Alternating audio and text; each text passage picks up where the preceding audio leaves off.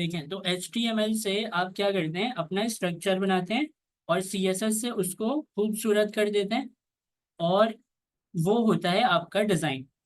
अब इस डिज़ाइन के अंदर एक बहुत इंपॉर्टेंट चीज़ होती है डिज़ाइन को करने के लिए।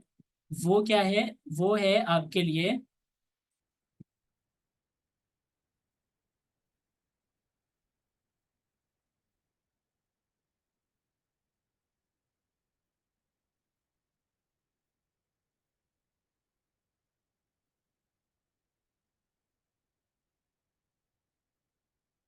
Nested layout technique. ठीक है, तो ये जो नेस्टेड लेआउट टेक्निक है ना, इसकी मदद से आप क्या कर सकते हैं, आप अपने डिज़ाइन को, कैसा भी डिज़ाइन हो, उसको जो है आप बना सकते हैं इस टेक्निक की मदद से।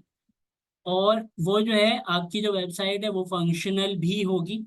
क्यों? क्योंकि आप टाइप स्क्रिप्ट की मदद से उसको फंक्शनल बनाएंगे खुद ही। तो अभी फिलहाल हमने यहाँ तक देखा है कि एक मेरे पास खाली फोल्डर है, उस खाली फोल्डर के अंदर हम HTML लिखते हैं। ये बिल्कुल ब्लैंक फोल्डर है, इसमें कुछ भी नहीं है, कुछ भी नहीं है।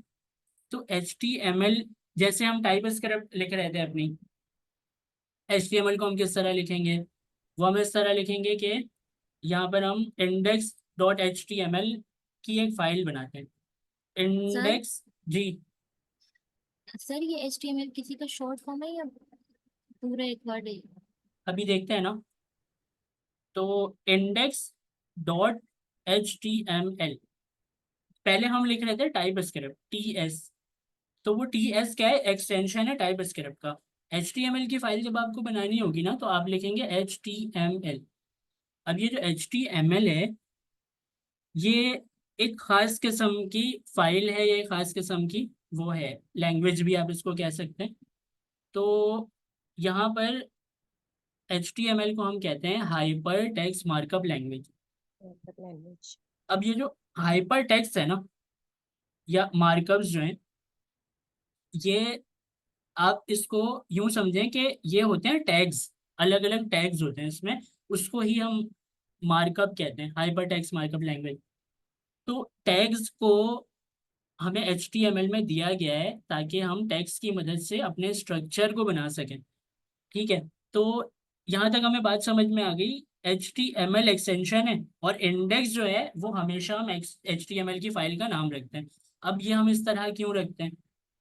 किसी का सवाल हो सकता है ना कि भाई इंडेक्स ही क्यों रखना है, ताहा क्यों नहीं रख सकते? इसको मैं ताहा भी तो रख सकता हूँ, HTML की फाइल फिर भी तो बन जाएगी। तो उसके तो पेजेस का ऊपर डिपेंड करता है ना, फर्स्ट पेज इंडेक्स पेज जो उसका होगा, फिर हम नेक्स्ट बनाएंगे होम वगैरह इस तरीके से, मेरे मेरा ख्याल से। मेरा तो सवाल ये है कि फर्स्ट पेज taha.html क्यों नहीं हो सकता? सर सर इंडेक्सिंग इंडेक्स होगी ना। पेज जो है सर वो बिल्कुल फर्स्ट हो पेज सकता है, होता है ना वो किसी भी किसी नाम से वेबसाइट बना। का, होम पेज। ये लेकिन सर इंडेक्स एक ज्यादा सही तरीका है, इंडेक्स से हम शुरुआत करें, index.html। नाम कोई भी रख सर वो सकते ये हैं होगा सर कि लेकिन होम ब्राउजर जो है उसको अंडरस्टैंड नहीं कर पाएगा ना, अगर हम कोई और नाम के साथ इसको बनाएंगे। ब्राउजर जो है वो सिर्फ इंडेक्स को ही अंडरस्टैंड कर रहा है। ऐसा तो कुछ भी नहीं है। अगर मैं इसमें नहीं। इसके अंदर कोई बटन बनाऊं, कोई बैकग्राउंड कलर दूं, या कुछ भी लिखूं, पैराग्राफ लिखूं, पूरी कहानी लिख दूं, तो वो taha.html को भी मुझे दिखाएगा, यस। index.html को भी दिखाएगा। असल में index.html हम नाम इसलिए रखते हैं क्योंकि मॉडर्न हमारे जो ब्राउजर होते हैं ना, अलग अलग लोग अलग अलग ब्राउजर यूज करते हैं। ज्यादातर लोग गूगल क्रोम यूज करते हैं, वरना आप में से कुछ लोग होंगे जो माइक्रोसॉफ्ट एज का यूज करते होंगे। तो इंटरनेट एक्सप्लोरर भी था। तो माइक्रोसॉफ्ट एज, ये वाला जो एज है ना, माइक्रोसॉफ्ट एज, आप में से कुछ लोग होंगे वो इसके ऊपर चलाते होंगे, कुछ लोग गूगल क्रोम पे चलाते हैं। तो मॉडर्न हमारे ब्राउजर जो है ना, वो index.html को ब्राउजर क्या करता है, ऑटोमेटिक कैप्चर और रिटर्न करवाता है। वो खुद ब खुद समझता है हमारा मॉडर्न ब्राउजर के index.html की फाइल है, तो मतलब क्या होगा कि मेन फाइल मेरी यही है। ब्राउजर समझता है इस चीज़ को, इसीलिए हम रिकमेंड क्या करते हैं कि इंडेक्स ही नाम रखें, ताकि अगर कोई ऐसा ब्राउजर है जिसके पास कैपेबिलिटी, और अब तो सब सारे ब्राउजर हैं इनके पास कैपेबिलिटी है, तो वो इंडेक्स वाली फाइल को समझ जाते हैं कि ये आपकी सर मेन फाइल आपकी होगी। आवाज बहुत कट रही है। नहीं जी, सही आ रही है आवाज। आप नहीं सबको सर बिल्कुल क्लियर आ रही आपके सर आप क्लियर है। जी, आप एक काम करें, जूम की मीटिंग लीव करके ना दोबारा से कनेक्ट करें, शायद सही हो जाएगा। तो index dot H T M L ये है। इंडेक्स हमने नाम क्यों रखा वो भी आपको समझ में आ गया। अब पहले जो भी हम बना रहे थे उसको भी हम देख लेते हैं एक दफ़ा, कि टाइप स्क्रिप्ट में हम जो भी बनाते थे वो हम यहाँ पर अपने नोड जेएस के ऊपर देखते थे, इस नोड जेएस के ऊपर। अब नोड जेएस कहाँ से आया? नोड जेएस आया है आपके V8 इंजन को लेकर, एक एनवायरनमेंट बनाया जो जावा स्क्रिप्ट को पढ़ सकते हैं। मतलब आपने टाइप स्क्रिप्ट का कोड लिखा, वो कन्वर्ट हो गया जावा स्क्रिप्ट में, और जावा स्क्रिप्ट को चला कर किसने दिया? नोड जेएस ने। और ये सब कहाँ हो रहा था? आपके टर्मिनल पर। जब नोड जेएस नहीं था उससे पहले यही काम आप कैसे करते थे? आपकी जो जावा स्क्रिप्ट है उसको आप चलाते थे अपने V8 इंजन की मदद से। किस पर? अपने वेब ब्राउजर पर। वेब ब्राउजर पर ये सारी चीजें चला चला कर चेक करते थे आप लोग। तो ये जो वेब ब्राउजर है ना, ये वेब ब्राउजर के पास और भी कैपेबिलिटीज हैं कि वो आपके index dot H T M L को भी पढ़ पाए। और index dot H T M L को लिखने का भी सिंटैक्स है। उसमें जो जितनी सारी फीचर हैं, आपने कोई भी वीडियो उठा लें आप में वो क्या करते हैं, सबों में आपको टैग्स बता देते हैं। पैराग्राफ का टैग ये करता है, हेडिंग का ये करता है, इससे ये होता है, इससे वो होता है, आपको सब टैग्स बता देते हैं। लेकिन उस टैग को लेकर मतलब आगे काम कैसे करना है वो भी तो आपको पता होना चाहिए ना। तो हम ये वाले सेक्शन को 7 महीने से देख रहे हैं। टाइप स्क्रिप्ट वो कंपाइल हुआ जीएस में, उसको नोड जेएस पर देखा। अब हमारी बारी आ गई है कि अब हम जो भी बनाएं वो हम किस पर बनाएं? वेब पेज पर बनाएं। जो भी लिखें वो वेब पेज पर लिखें। और इस वक्त हम जो है ना वो जावा स्क्रिप्ट या टाइप स्क्रिप्ट नहीं लिख रहे। इस दफ़ा हम शुरुआत कर रहे हैं अपने HTML से। तो जो मेरा HTML है वो हमारे वेब ब्राउज़र के ऊपर चलता है। और उसको चलाने का तरीका क्या है कि आप क्या करें, आप जिस फोल्डर के अंदर थे उस फोल्डर में इंडेक्स वाली फाइल बनकर आ गई आपके पास। इसको राइट क्लिक करें और ओपन विद गूगल क्रोम कर लें। अगर आपके पास गूगल क्रोम है, अगर नहीं है तो वो माइक्रोसॉफ्ट एज पे खुल जाएगा। तो मैं गूगल क्रोम के ऊपर ओपन कर रहा हूँ इसे। अब मैंने जो ये वाइट वाइट पेज ओपन किया है ना अपने गूगल क्रोम में, ये है मेरा वेब पेज। ये मेरा वेब पेज है और यही जो चीज़ है ना, ये आपकी index dot H T M L की फाइल है। और index dot H T M L की फाइल में मैं जो भी लिखता जाऊंगा वो तमाम की तमाम चीज़ें रिफ्लेक्ट होकर मेरे वेब पेज के ऊपर आती जाएंगी। जैसे कि यहाँ पर मैं लिखता हूँ एक बटन, और उस बटन को मैं नाम देता हूँ ताहा दे देता हूँ। ठीक है, नाम अब ताहा नहीं रखेंगे, कुछ और ही रखेंगे, प्रेस भी कर देते हैं। ठीक है, अब यहाँ पर मैं जैसे ही रिफ्रेश करूंगा ना तो आप देखेंगे इस पेज के ऊपर एक बटन बनकर आ गया। तो ये जो बटन है, ये बटन क्या है? मेरी index dot H T M L में जो मैंने बनाया था वो मेरे वेब पेज के ऊपर मुझे नजर आया। तो इसके मतलब क्या हुआ कि ये जो वेब पेज है यही मेरी index dot H T M L की फाइल है।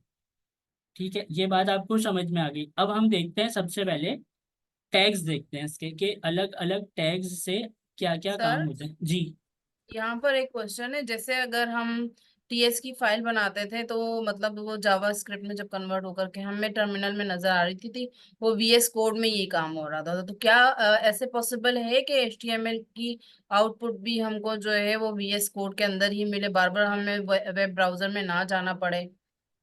बिल्कुल अच्छा सवाल है। देखें, आपने बटन बनाया ना, ये जी। बटन आपको वेब पेज के ऊपर तो दिख सकता है, लेकिन ये बटन ना आपको अपने इस टर्मिनल में नहीं दिख सकता। इस टर्मिनल में आप बटन को नहीं देख सकते। तो टर्मिनल का काम वेब आपके index.html को चलाना नहीं है, ये कौन चलाएगा, आपका वेब पेज चलाएगा, और जो भी आप बनाएंगे वो आपको यहाँ पर दिखाते जाएगा, चाहे वो बटन हो या आप कुछ लिखना चाह रहे हो या आप तस्वीरें लगाना चाह रहे हो, वीडियोस लगाना चाह रहे हो। तो इस तरीके से अब देखें यहाँ पर हम क्या करते हैं, एक एक करके ना समझते हैं पहले। तो सबसे पहले तो देखें, आपके पास बॉयलर प्लेट होता है। बॉयलर प्लेट क्या होता है कि पहले से कुछ कोड ऐसे होते हैं ना जो कि हमें बार बार एक ही जैसा लिखना पड़ता है। तो जब हम एक ही जैसा लिखते हैं तो उसको उन्होंने पहले से लिख कर रख दिया कि भाई बार बार लिखने की आपको ज़रूरत नहीं है। आप क्या करें, एक शॉर्टकट लगा लें और इस शॉर्टकट से पहले से वो लिखा लिखा है कोड आपको मिल जाएगा। तो बॉयलर प्लेट को हम देखते हैं, किसी के कंप्यूटर में एक्सक्लेमेशन मार्क को प्रेस करने से बॉयलर प्लेट का ऑप्शन आ जाता है। किसी के कंप्यूटर में, जैसे मेरे कंप्यूटर में एक्सक्लेमेशन काम नहीं करता तो मैं डॉक लिखता हूँ तो मुझे सजेशन मिल जाती है। डॉक लिखकर जैसे ही मैं एंटर करता हूँ तो मुझे ये बॉयलर प्लेट मिल जाता है मेरा। अब जो मेरा ये बॉयलर प्लेट मेरे पास है तो इसके अंदर हमें क्या क्या चीज़ें नज़र आ रही हैं वो हम देखते हैं। तो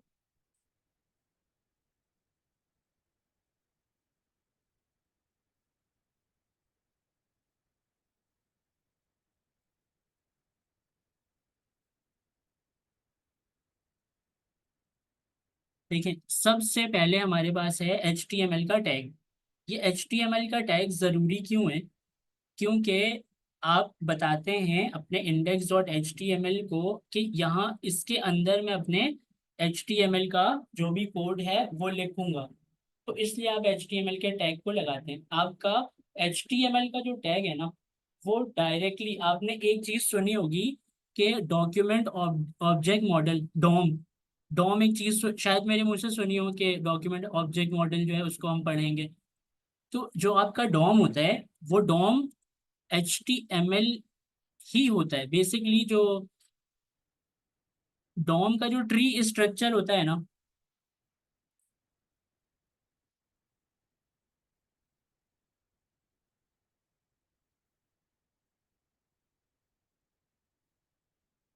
देखें, तो ये जो हमारा दरख्त है, ये ओपन कर लेते हैं, बहुत छोटी तस्वीर है ये भी। चलें, आपको नज़र तो आ रहे हैं ना। देखें, इसका जो रूट है, ये रूट जो है ये सबसे नीचे है, उसके ऊपर फिर दरख्त की शाखें, और उसके ऊपर, और उसके ऊपर जो उसकी टहनियाँ हैं, टहनियों के बाद और शाखें और पत्ते और शाखें और पत्ते, यही चल रहा है इसमें। दरख्त का जो स्ट्रक्चर होता है वो इस तरह ही होता है। तो इसका जो रूट होता है, डॉम का जो ट्री स्ट्रक्चर होता है वो भी ऐसा ही होता है। उसमें हम किस तरह करते हैं, लिखते हैं। सबसे पहले हमारा डॉम आता है जो क्या है, HTML है। और HTML के बाद हम यहाँ पर क्या करेंगे, यहाँ पर हम दो टैग बनाते हैं। कौन कौन से टैग होते हैं वो, अच्छा यहाँ पर देखें, सबसे पहले इन्होंने लिखा हुआ है लैंग्वेज इंग्लिश। तो लैंग्वेज इंग्लिश लिख कर ये बता रहे हैं कि भाई जो मैं, मेरी जो वेबसाइट है ना उसकी जो लैंग्वेज है वो इंग्लिश में है। तो ये तो बाय डिफ़ॉल्ट है, आपको याद करने की भी ज़रूरत नहीं है। मैं सिर्फ समझा रहा हूँ कि क्यों दिया हुआ है, क्यों, क्योंकि आपकी वेबसाइट की जो लैंग्वेज है वो इंग्लिश में होने वाली है, इससे सिर्फ ये बता रहे हैं। तो जितने भी हमारे पास टैग्स होते हैं, पहले हम ये देख लेते हैं। वो जो टैग्स होते हैं ना वो होते हैं हमारे पेयर टैग। तो जैसे HTML का टैग आपने देखा, तो HTML का टैग भी था, वो दो एंगुलर ब्रैकेट के अंदर था। इसके अंदर HTML लिखा था और इसके अंदर भी HTML लिखा था। इन दोनों में फ़र्क सिर्फ इतना था कि एक होता है ओपनिंग टैग, एक होता है क्लोजिंग टैग। तो जो क्लोजिंग टैग होता है उसमें फॉरवर्ड स्लैश होता है। तो जो भी कंटेंट आता है वो इसके बीच में आता है, ओपनिंग टैग और क्लोजिंग टैग के बीच में आपका कंटेंट आता है। इसके अंदर होता है क्या है? इसके अंदर हमारे पास दो टैग हैं, कौन कौन से, एक है हमारे पास हेड का टैग, हेड जो है उसका एच छोटा होता है, हेड का टैग है और हेड का टैग है। तो ये जो हेड का टैग है वो एक है ओपनिंग और एक है क्लोजिंग। क्लोजिंग वाले में फॉरवर्ड स्लैश आता है ना। तो ये जो है हमारा हेड का टैग है। तो डॉक्यूमेंट का जो स्ट्रक्चर हमारा बनेगा ना डॉम का, तो वो डॉम के स्ट्रक्चर में HTML के अंदर एक टैग आ चुका है जो कि है हेड का टैग। तो अब देखें हमारी ट्री किस तरीके से ग्रो करती जाएगी।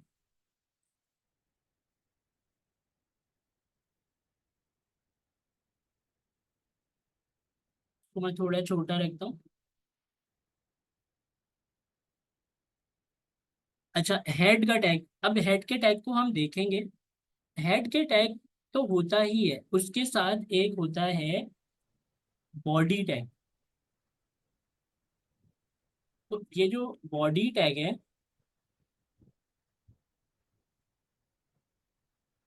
इसके अंदर भी पेयर होते हैं, ओपनिंग टैग और क्लोजिंग टैग। और जो भी कंटेंट हमारा आएगा वो इसके अंदर आएगा, बॉडी का और हेड का। तो अभी हम HTML को देख रहे थे डॉम के पर्सपेक्टिव से।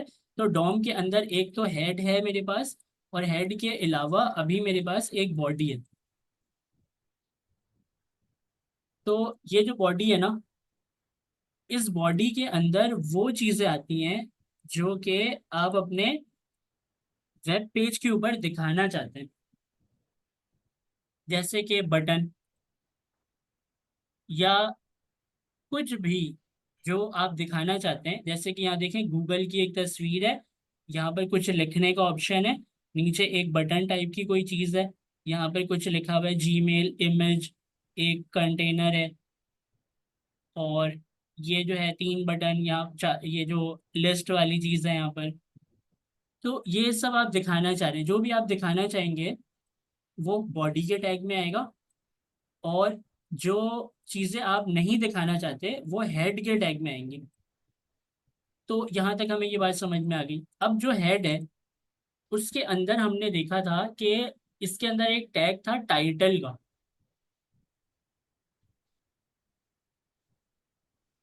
तो टाइटल का जो टैग था वो भी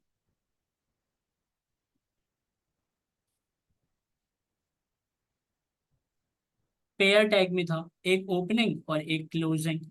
अब ये जो टाइटल का टैग है वो किसके अंदर रखा हुआ है, वो हेड के टैग के अंदर रखा हुआ है। तो अगर मैं यहाँ पर इस तरह आपको बनाऊं तो मैं आपको ये बता सकता हूँ कि भाई ये जो टैग है ना हेड का, इसके अंदर क्या है, इसके अंदर एक टाइटल है। इसका एक बहुत ही बड़ा ट्री स्ट्रक्चर बन जाएगा अगर हम इस तरीके से बनाते रहे। तो ये टाइटल आ गया इसके सर अंदर। जी। सर जैसे ये नीचे जैसे जैसे नीचे आते हैं ब्रॉड होता जाता है ना, जैसे डोम की शेप होती है, गुम्बद जो होता है कि ऊपर से नैरो और फिर नीचे आते आते जो है और चीजें बढ़ती जाती हैं इस तरह। ये डॉम वो डॉम नहीं है, मतलब अच्छा ये डॉम वो डॉम नहीं है। इस डॉम का नाम है डॉक्यूमेंट ऑब्जेक्ट मॉडल। तो डॉक्यूमेंट सर ऑब्जेक्ट, जी। जी सर, एक क्वेश्चन था। आपने हेड के बारे में बताया कि जो नहीं दिखाना चाहते, तो इसकी एग्जाम्पल में क्या क्या आएगा सर? इसके एग्जाम्पल अभी हम देखेंगे ना। तो देखें, इसको मैं इसकी स्क्रीनशॉट लेके ना इसको ज़रा यहाँ से रिमूव करता हूँ मैं, 1 मिनट रुकिए।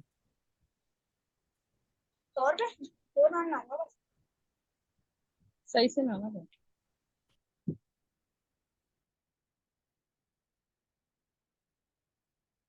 चलें, तो यहाँ पर HTML हेड और हेड के अंदर टाइटल। अब देखें यहाँ जो टाइटल है ना, ये टाइटल हेड के अंदर, और हमने बोला जो हमें नहीं दिखाना है वो हम टाइटल के अंदर रखेंगे। तो टाइटल के अंदर हम लिखते हैं अपने वेब पेज का नाम। ये वेब पेज का नाम कहाँ पर है, देखें, ये जो पूरी वाइट कलर की आपको ये इसको क्या बोलेंगे, वेब पेज। ये जो वाइट कलर का वेब पेज आपको नजर आ रहा है, इसकी बात नहीं कर रहा मैं। ये जो ऊपर की तरफ ये जो है ना, देखें जो टैब है आपका, उसमें index.html लिखा हुआ है। इसके नाम को आप टाइटल से चेंज करते हैं और इसका ताल्लुक वेब पेज से तो नहीं है। ये तो टैब है आपका, टैब का नाम है। जैसे कि अगर मैं यहाँ पर लिखता हूँ गूगल, तो google.com में यहाँ पर गूगल लिखा हुआ है और इसकी एक छोटी सी तस्वीर है। इसी तरीके से आप भी अपने नाम को चेंज कर सकते हैं। इस नाम का ताल्लुक तो भाई नीचे वाले वेब पेज से तो नहीं है ना, ये नाम है गूगल लिखा हुआ, और नीचे की वेब पेज में जो आपको बटन बटन जो भी नजर आ रहे हैं वो एक अलग चीज़ है। तो ये जो नाम है ना, ये आप क्या कर सकते हैं, टाइटल की मदद से चेंज कर सकते हैं। इसको मैं लिख देता हूँ माय वेबसाइट, ठीक है। तो देखें जैसे ही मैं इसको रिफ्रेश करूंगा तो ऊपर माय वेबसाइट लिखा आ जाएगा। तो ये कहाँ पर है, ये टाइटल के अंदर है, हेड के अंदर टाइटल है, और ये हम हेड के अंदर वो चीज़ें रखते हैं जो हम वेब पेज में नहीं दिखाना चाहते। तो ये माय वेबसाइट जो है ये मेरे वेब पेज में तो है भी नहीं, ये कहाँ पर है, ये मेरे वेब पेज से ऊपर की तरफ है टैब में। तो तो सर ये जो हमारे साथ जैसे वेब पेज के माई वेबसाइट हमने लिखा, तो उसके साथ जो छोटी सी पिक आ रही है वो भी टाइटल में ही होगी फिर चेंजिंग? उसके लिए एक अलग टैग है, हर काम के लिए एक टैग है यहाँ पर, उसके लिए भी सही अलग सही टैग है। अच्छा, अब हमें ये समझना होगा कि भाई जो चीज़ें हम बना रहे हैं, मतलब जो चीज़ें हम वेब पेज में दिखाएंगे, वो चीज़ें किस में आएंगी, वो आएगी बॉडी में। हेड हो गया मेरा और बॉडी हो गई मेरी, और ये दोनों HTML के अंदर है। तो बॉडी के अंदर अगर मैं यहाँ पर लिखूँ एक बटन, और उस बटन को मैं लिख दूँ यहाँ पर प्रेस मी, तो ये बटन मेरे वेब पेज के ऊपर नजर आएगा। और मेरे वेब पेज में बॉडी के अंदर मैंने क्या किया, मैंने एक बटन बना लिया।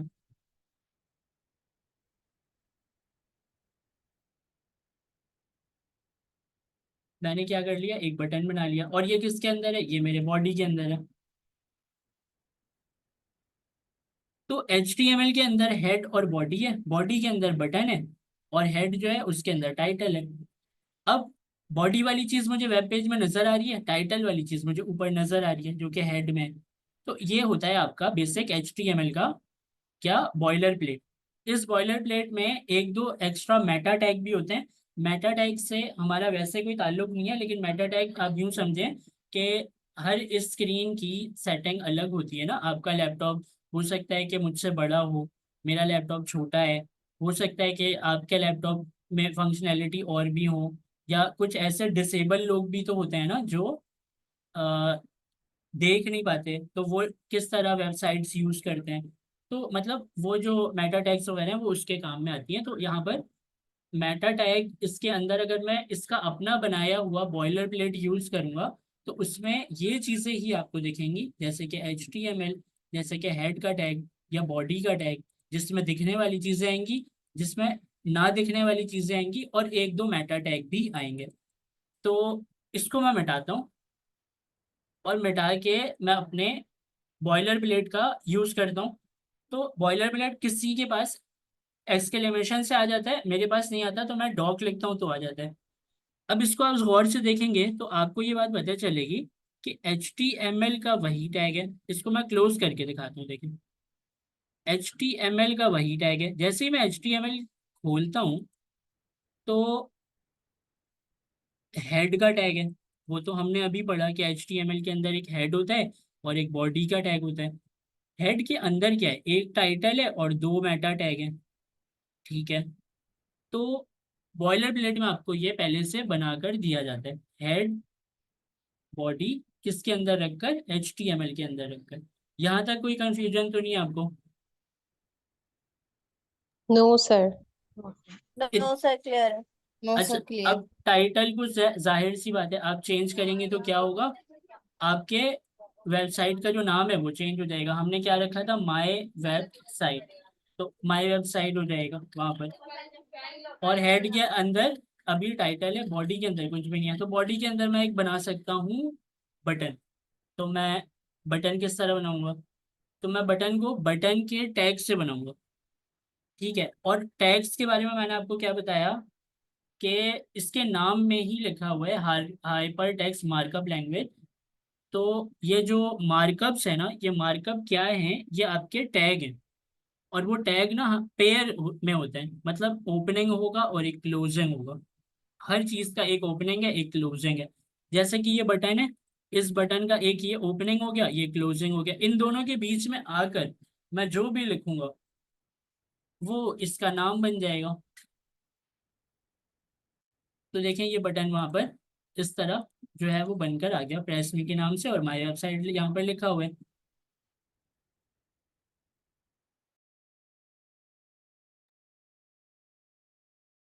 अब देखें CSS कहाँ पर आता है।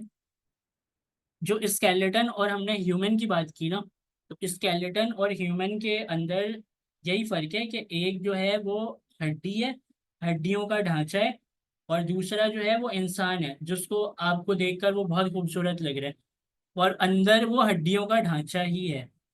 तो ये जो हमारा मेरा बटन अभी बना हुआ है, जो कि दिखने में भी खूबसूरत नहीं है, वो एक स्केलेटन की तरह ही हम उसे देखेंगे।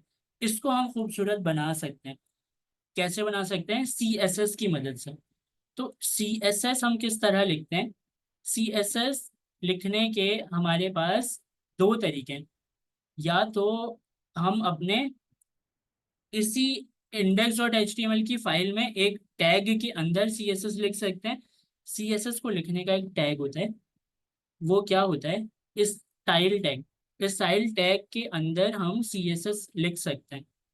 और दूसरा तरीका होता है इनलाइन स्टाइल। इनलाइन स्टाइल क्या होता है कि बटन का जो ओपनिंग टैग है ना, उसके अंदर भी हम CSS यहाँ पर लिख सकते हैं। तो यहाँ पर भी मैं स्टाइल इस तरीके से लिख सकता हूँ। स्टाइल लिखा, इक्वल का साइन खुद दे देता है वो, और डबल कोट वो खुद दे देता है। तो ये कहलाता है क्या? Inline style. और इसी स्टाइल को अगर मैं यहाँ पर ना लिखूं, ऊपर एक अलग से टैग बनाकर लिखूं, तो उससे मुझे फायदा क्या होगा कि यहाँ पर मैं ज्यादा स्टाइल लिख पाऊंगा साफ सुथरे तरीके से, जिसको हम प्रोग्रामिंग की लैंग्वेज में क्या कहते हैं कि रीडेबिलिटी बढ़ जाएगी इसकी। और अगर मैं इस स्टाइल को यहाँ ना लिखकर इसके अंदर लिखूं तो क्या होगा? तो कितने ही लिख लूंगा मैं, वो 4 5 6 10 लाइनें बनती चली जाएंगी, और पढ़ने में फिर मुझे ही प्रॉब्लम होगी। वो एक अलग बात है, 2 4 चीजें आपको लिखनी है तो आप लिख लें यहाँ पर। तो देखें, सबसे पहले तो मैं चाहता हूँ ना कि मेरा जो ये बटन है, वो बटन थोड़ा बड़ा हो जाए। उसको बड़ा करने के लिए मैं क्या करूँगा?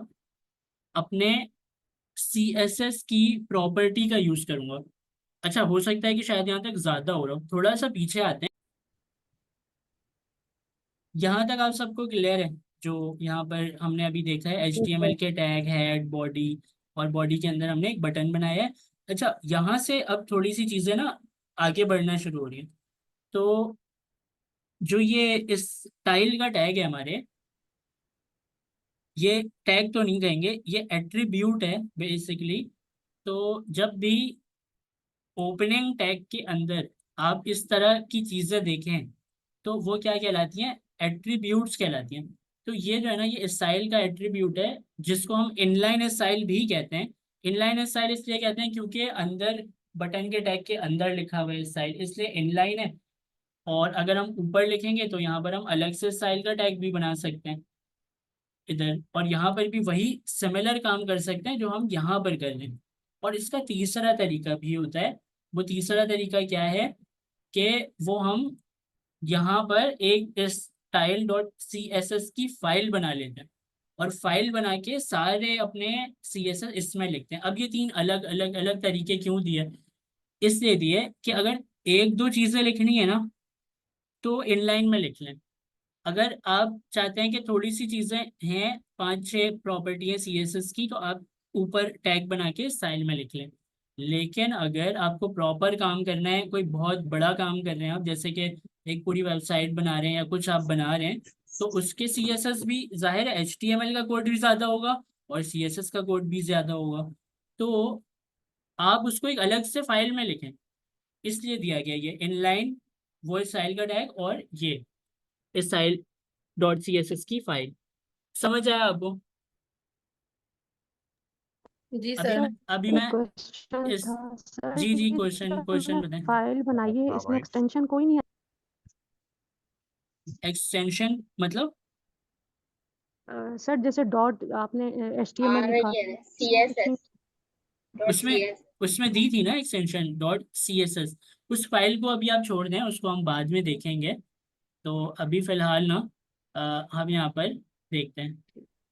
तो हाँ भाई, जी जी मैं ये पूछ रहा था कि जैसे बड़ा अच्छा आपने डिस्क्राइब तो ऑलरेडी कर ही दिया कि ये HTML बिगनिंग है, फिर बॉडी है, क्योंकि स्केलेटन से आपने समझाया है, फिर इसका हेड है। अच्छा, CSS भी समझ में आ रहा है, स्टाइलिंग है। जी कि भाई एक बटन हमने बना लिया है और बटन के ऊपर हम अभी सी एस एस अप्लाई करेंगे। तो मैं ये चाहता हूँ कि इनलाइन स्टाइल की मदद से मैं इसकी हाइट दे दूँ, और इसकी हाइट को मैं रखना चाहता हूँ 120 पिक्सल।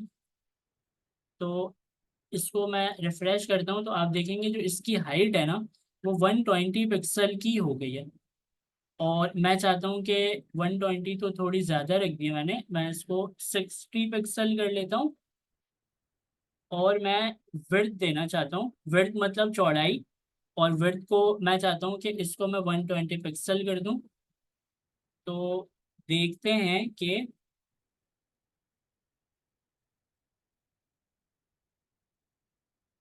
अच्छा आपने हाइट यहाँ पर लिखी है और उसके बाद उसके साइज को दिया है और विड्थ को लिखा है, फिर उसके साइज को दिया है। इसके सिंटेक्स को अभी मत देखिएगा कि हाइट कैसा लिखना है, कॉलन लगाना है, क्या लिखना है, ये पी एक्स क्या चीज़ है, ऐसे करके इसको अभी मत नोट कीजिएगा, ये हम पढ़ लेंगे। मैं आपको सिर्फ दिखा रहा हूँ कि सी एस एस की मदद से हम अपने बटन को हमने क्या किया, बड़ा कर लिया। अब सी एस एस में बहुत सारी प्रॉपर्टीज भी हैं, जिसमें एक कॉमन प्रॉपर्टी है क्या, बैकग्राउंड कलर। तो बैकग्राउंड कलर को अगर मैं टोमेटो रख दूं, बैकग्राउंड कलर को मैंने टोमेटो रख दिया। अब मैं इसको देखूंगा ना तो ये क्या मेरे बटन के कलर को चेंज कर चुका है।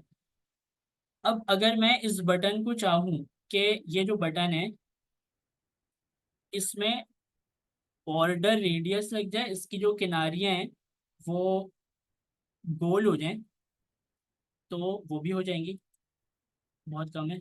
इसको हम कर देंगे 10 पिक्सल। देखें सर रेडियस 50 कर दे, 50।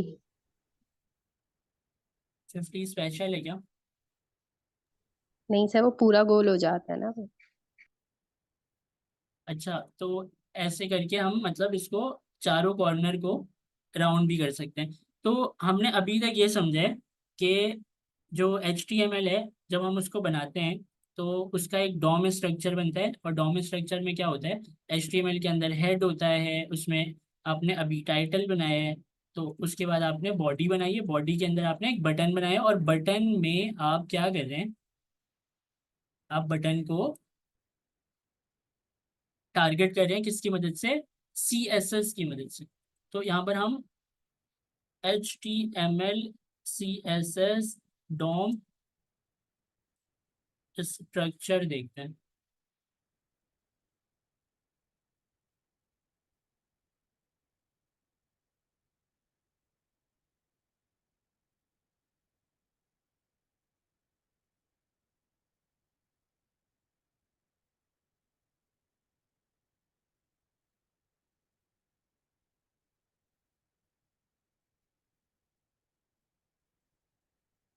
देखें तो सबसे पहले आपके पास डॉक्यूमेंट है, डॉक्यूमेंट के बाद रूट एलिमेंट है।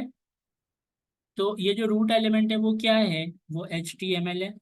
उस एच टी एम एल के अंदर क्या है, एक एलिमेंट और है जिससे हमने हेड का नाम दिया है, और एक एलिमेंट है जिसे हमने बॉडी का नाम दिया है। एलिमेंट जो है वो टैग को बोला जा रहा है यहाँ पर। तो एलिमेंट कहें या टैग कहें एक ही बात है।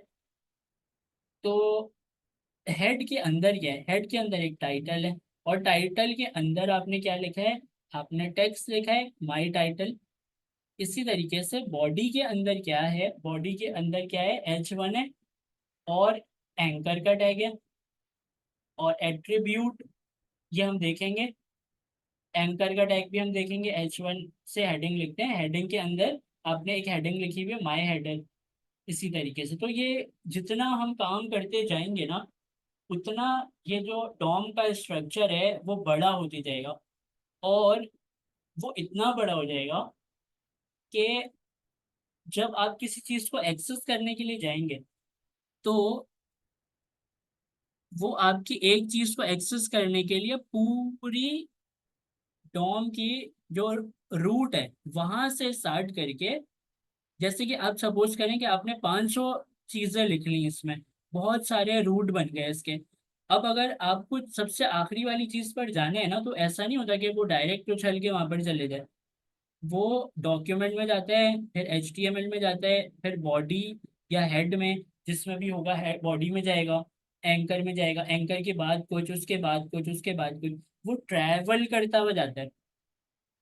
तो इस ट्रैवल जो ये कर रहे हैं ना, आपके मेरे कंप्यूटर इतने तेज तो हैं कि हमें पता नहीं चलता कि चीज़ जो है वो, मतलब इतने फास्ट हो जाती है कि हमें पता नहीं चलता कि अंदर कितने तेजी में काम हो रहा है, लेकिन वो ट्रैवल करते हुए जाता है। तो अगर हम अपने कोड को लिखते हैं तो हम कोशिश क्या करते हैं कि इस तरीके से, खास तौर पे फंक्शनैलिटी में, इस तरीके से हम कोड लिखें कि हमारा कोड ऑप्टिमाइज हो।